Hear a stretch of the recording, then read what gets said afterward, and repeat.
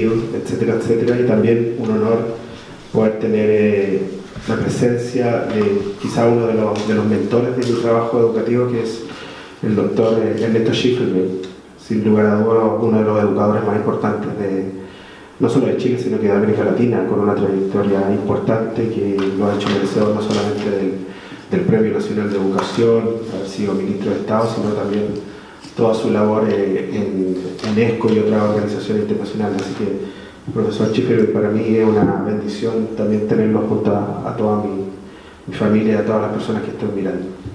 Un hecho puntual es que yo no quise hacer una convocatoria masiva a este lanzamiento.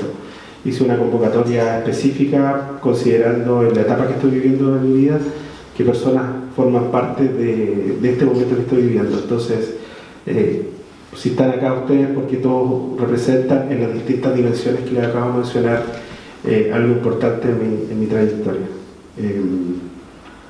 Y también, como lo consigno en el libro, también dedicárselo a parte de mi familia que ya no está en este mundo terrenal, a mi padre, a mi hermano, porque obviamente son parte de la vida de uno independiente que ya no estén en este momento. Bueno, voy a hablar muy brevemente del libro porque dice por ahí que la invitación es justamente a debatir, a leerlo, y mientras no se haga eso, no quiero actuar como se llama hoy día, como spoiler, ¿cierto? Pero les comento un poco de qué trata el libro, cómo surge. Bueno, tal como lo mencionó acá mi colega Gerardo, yo entre este año y el próximo año cumplo mis primeros 20 años de carrera profesional, y la verdad es que le he dedicado mis primeros 20 años a las políticas públicas en educación. Por ahí, todavía me acuerdo de las marchas del 97, ya tenía interés por los temas educativos. Mis primeras dos tesis de pregrado y posgrado fueron respecto al tema de educación superior, y desde ahí obviamente empecé a escribir algunos elementos de mi tesis de licenciatura en Administración Pública, después de magíster, y obviamente imbuido por ese ánimo empecé una carrera profesional y paralelamente algunos temas académicos que después fui avanzando. Y bueno, después, muchos años después, inicio un programa de doctorado en educación con la carta de recomendación del profesor Schifferbein, si no, difícil quedar. Tengo de profesor tutor al doctor Juan Eduardo García Huidor, también una persona muy importante en la educación chilena, y en su momento empecé a escribir otras cosas, a parcelar algunos ámbitos, y todos los que nos enfrentamos con el problema de qué definir como tesis, buscando un tema. Recuerdo que el profesor Schifferbein me orientó respecto a la importancia de analizar a los actores, los discursos. Las discusiones de política educativa no son muy complejas, hay miradas políticas, económicas, sociales, sociológicas, en términos epistemológicos. Entonces, en un momento dije, bueno, de lo que ha sido mi trabajo y más lo que estaba ocurriendo en el mundo educativo, ¿por qué no tensionar y transformar en un libro todo este trabajo y hablar de la preocupación o la discusión que ha tensionado los últimos 40 años la política educativa en Chile, que es la relación entre el Estado y el mercado? Y tal como lo plantea el libro, en un primer capítulo hago una especie de marco teórico justamente para pensar que el libro no está pensado exclusivamente o no está pensado para un público especialista, sino que cualquier persona que se interese por aprender o mirar, observar algo de la política educativa chilena, poder hacerlo. Entonces el capítulo 1 lo que busca es decir cómo pudiera construirse una idea primaria de un enfoque de Estado de educación y un enfoque que hable desde qué momento el mercado, se empieza a hablar del mercado en la educación. Y en ese sentido, obviamente, orientaciones tales como la influencia francesa en la construcción del Estado moderno, las raíces de la educación democrática en los Estados Unidos, lo que se planteó, y ahí hay mucho trabajo del profesor Schifferbein, del Estado docente en Chile, y cómo la Constitución del año 1980 termina con ese Estado docente y plantea una mirada de un Estado regulador, de un Estado subsidiario. Y paralelamente, desde qué momento empieza el mercado a permear no solo la educación, sino que una serie de ámbitos, la salud, la vivienda, y ahí principalmente el tópico es revisar las ideas de la escuela austriaca, de la escuela de Chicago, de lo que hoy se denomina neoliberalismo. Así que obviamente esas páginas creo que a cualquier persona que lea le va a dar un planteamiento para juzgar, incluso juzgar la visión que yo planteo, porque también en el libro hay una claridad de que aquí no hay dueños de verdad, es simplemente relato para abrir la discusión. Y posteriormente el libro relata principalmente las reformas estructurales llevadas a cabo por el régimen militar, porque muchas personas no siempre saben de dónde vienen los vouchers educativos, la subvención, de lo que fue el ladrillo de los Chicago Boys y cuánto permeó hasta el día de hoy nuestra sociedad, no solamente la educación, y cómo los gobiernos de la concertación asumen esta mirada de educación con distinto énfasis. Obviamente en el mismo libro, pese a que no es un libro de política, sino que es un libro de política educativa, hay ciertos matices, no se puede comparar el rol que tuvo el presidente Elwin con los otros presidentes. El presidente Elwin tenía la prioridad de poder darle fortaleza a la institucionalidad democrática, que era muy débil, ¿cierto? Pero sí había un elemento central que era equidad, crecimiento con equidad. Y desde ahí se plasman las políticas educativas y obviamente el profesor Schiffer fue parte de ese protagonismo de equidad, de igualdad de oportunidades. Y posteriormente el rol que toma el presidente Frei Ruttable, que su principal legado es la modernización de la gestión pública del Estado. Y en esa primera instancia, por parte del presidente Frei Ruttable, es nombrado ministro de Educación don Ernesto Schiffer. Y ahí avanzar a la reforma de Ricardo Lagos, del presidente Lagos, reforma más bien de carácter político, cómo cambia la Constitución de 1980, y por ahí también algunos elementos que surgen como la génesis de los denominados movimientos estudiantiles. Porque posterior a ese planteamiento viene, y ustedes lo van a ver ahí, yo lo explico, el capítulo más largo y denso de la discusión de los gobiernos de la concertación es del primer mandato de la presidenta Bachelet. Y eso tiene una explicación súper clara, porque hay una génesis de un movimiento que marca el cambio de rumbo en la política educativa chilena. Y la presidenta Bachelet tiene que enfrentar ese primer momento y adecuar su agenda política respecto a esa situación. Y por ahí también sale consignado en el libro, y eso es parte del aporte, que el movimiento 2006 no surge por sí solo, surge no sé si alguien se acuerda del mochilazo, ¿cierto? Entonces, el libro lo que quiere contar es cómo surgen las discusiones para plantear relaciones entre el Estado y el mercado. Y ahí en el capítulo del primer mandato de la presidenta Bachelet, lo más importante es verificar algunos momentos que son parte del análisis. Sin lugar a dudas, el movimiento estudiantil 2006, porque coloca en la agenda pública un tema que nosotros alguna vez lo planteamos como dirigentes, pero nunca tuvimos la fuerza del movimiento 2006, de decir, mire, ya este modelo educativo de mercado está generando mucha segregación, está generando mucha inequidad.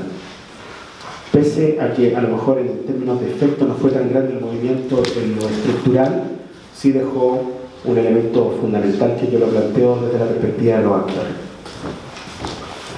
Y posteriormente, la primera respuesta institucional de la presidenta Bachelet está la creación de la Comisión para la Calidad de la Educación. Y esa riqueza argumentativa yo creo que es uno de los elementos más importantes del libro, porque ahí ustedes van a ver planteamientos de parlamentarios de derecha, de centro izquierda, de dirigentes estudiantiles, y ahí uno retoma esa orientación que en algún momento me hizo el profesor Schiffer de hablar desde los actores, ¿cierto? Claramente una posición de centro derecha, por ejemplo, plantea más libertad de enseñanza que igualdad. Y uno después lo va a entender. Por eso que la Constitución Política de 1980 plantea libertad de enseñanza, libertad de emprender, y los gobiernos de centro izquierda algo hablan más de la igualdad. Cada vez que recuerden la discusión hasta el día de hoy, en este momento está enfrentando una acusación constitucional la ministra de Educación, y el presidente Piñera plantea, bueno, no tiene por qué ser acusado porque está defendiendo la libertad de enseñanza, ¿cierto? Entonces ahí hay un tema re importante. Y en esa discusión del Consejo Asesor Presidencial, dirigida por el doctor Juan Eduardo García Huidobro, que fue mi profesor tutor, aparece una riqueza importante que ojalá la puedan ver en los cuadros, las discusiones, para que saquen sus propias lecturas. Y finalmente el capítulo termina con la aprobación de la Ley General de Educación, que también lo invito a discutir si efectivamente termina con la LOCE del régimen de Pinochet o no, ¿cierto? Y el libro lo plantea como interrogante. Yo no tengo respuesta a eso, así que ustedes van a ser protagonistas de esa respuesta. Y de ahí avanzar hacia la política educativa del primer mandato del presidente Piñera, que tiene una connotación simbólica bastante importante. ¿Por qué razón? Porque es el primer presidente centro-derecha elegido democráticamente desde Jorge Alessandri Rodríguez. Entonces, claramente había muchas expectativas respecto de cómo se iba a plantear un gobierno de centro-derecha democrático, pensando que el régimen militar estuvo apoyado por civiles de derecha, respecto a la educación. Y ahí el primer, entre comillas, problema que se encuentra el presidente Piñera es que en algún momento planteó que la educación era un bien de mercado y se construye un nuevo movimiento estudiantil 2011 que plantea que la educación es un derecho social. Entonces, ahí también se tensionan los actores desde distintos planteamientos y, al igual que el primer gobierno de la presidenta Bachelet, el primer gobierno del presidente Piñera vuelve a encontrarse con un movimiento estudiantil incluso mayor que el primero, aunque siempre pienso que el mérito es de los muchachos del 2006. Y desde luego se plantean en agenda cosas que tampoco el presidente las tenía, al igual que la presidenta Bachelet. Y cómo plantear este tema si efectivamente sigue argumentando que la educación es un bien de mercado o es un derecho social. Y bueno, parte ahí, ya todos conocen la historia del tremendo aporte que da el movimiento estudiantil para el segundo gobierno de la presidenta Bachelet, porque efectivamente el segundo gobierno de la presidenta Bachelet ya no quería que le volvieran a facturar las omisiones de su primer gobierno, sobre todo el movimiento estudiantil. Por lo tanto, ya desde su agenda programática, ella planteó dos cosas que eran parte del movimiento estudiantil: la educación es un derecho social y avanzar explícitamente en un sistema de gratuidad para estudiantes de la educación superior. Casi como anecdótico, pero también simbólico para mí, en el libro consigno de que me tocó vivir ese momento, no como protagonista, pero sí acordándonos los esfuerzos que habíamos hecho a lo mejor en los 90 con quienes éramos dirigentes. Pero sí mis compañeros de sociología que están aquí, muchos de ellos que entraban en el 2016 conmigo a sociología, sí entraron con gratuidad. Y eso efectivamente es una situación que queda consignada como una experiencia de vida también. Y también a ellos, que son mucho más jóvenes que yo, les puede servir cuánto se luchó antes para lograr eso sin ningún resultado eficaz hasta los movimientos estudiantiles, para también no darnos mérito a nosotros, el mérito de los movimientos 2006-2011. Y finalmente el libro termina con un recorrido de lo que es un intento de reformas estructurales por parte de la presidenta Bachelet en su segundo mandato. ¿Por qué digo estructurales? Porque claramente en el libro aparece un planteamiento de efectivamente los gobiernos de la concertación o los gobiernos democráticos cambiaron el paradigma de base del régimen heredado del régimen militar, y ahí aparece la figura de los autoflagelantes y los autocomplacientes respecto a eso, ¿cierto? Entonces, importante analizar al final del libro lo que pasó con el segundo mandato de Bachelet y toda su reforma: educación pública, gratuidad, fortalecimiento de la educación prebásica, básica, media, etc. Y muy chiquitito aparece lo que ha sido el planteamiento del segundo gobierno de Piñera, porque el libro cierra en el 2018 y son solo 10 meses de gestión, así que quizás eso podría invitar a escribir después en el 2020, 2021 el cierre de esto. Segunda edición. La excusa dice La excusa dice el profesor. Y el último capítulo, que también es una apuesta que yo considero muy interesante respecto al primer capítulo, es un planteamiento que es totalmente discutible, que es resumir toda esta historia sobre la base de una visión de Estado y educación y una visión de mercado y educación. Y yo llego ahí a 4 cuadrantes que ustedes están en el legítimo derecho de decir no concuerdo, porque no hay verdad en el planteamiento. Pero sí que abre una discusión interesante, desde aquellos que quieren volver a ese estado docente, que a lo mejor ya no vuelve, o mantenerse como un Estado regulador subsidiario, como lo plantea, pese a todas las reformas, la Constitución Política de la 80, pese a todos los cambios, o un mercado que no tiene ninguna injerencia en los sistemas educativos a nivel mundial, porque esto no es solo una discusión chilena, es una discusión internacional, ¿cierto? O efectivamente algo cambió en el mundo, algo cambió en nosotros, y aunque no lo creamos de forma implícita, nosotros nos manejamos bajo lógicas de mercado. Y si eso es así, la educación también se maneja bajo lógicas de mercado, aunque no lo queramos. Competencia, segregación, ranking, vouchers, comparación, ratios, etcétera, etcétera. ¿Ya?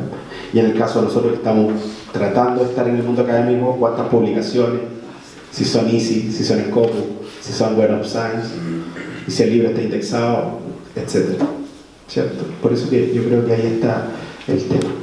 Y para no aburrirlos más, el libro termina con unos anexos, que uno siempre piensa que los anexos, como su nombre lo dice, es un complemento que a lo mejor no tiene gran valor, pero créanme que si empiezan leyendo desde el anexo hacia adelante van a comprender muchas cosas más, porque hay un itinerario de sucesos educativos y de Chile desde el 80 para adelante que a lo mejor uno no lo recuerda, pero después uno le encuentra sentido.